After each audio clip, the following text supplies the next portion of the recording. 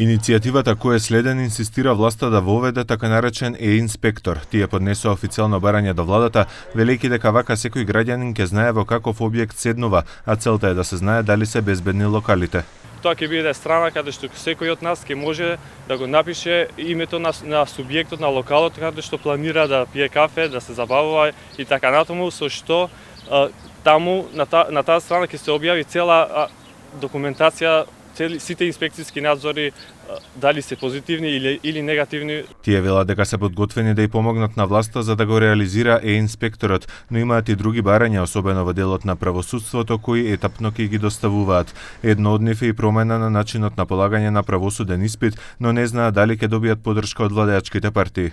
Ние бараме сега поддршка од власта, од мнозинството, за да не ги усвои овие барања кои што се за доброто на сите нас.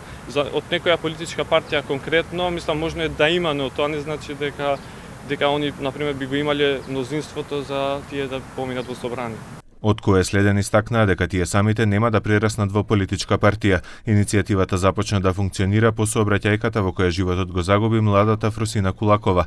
Нивните барања започнаа да се зголемуваат по трагедијата во дискотеката во Кочани, а за утре пак најавија протест пред владата и судскиот совет поради, како што велат, ниската 2-годишна затворска казна која Тетовскиот суд му е изречена возача во сообраќајката загина 22-годишната Теодора.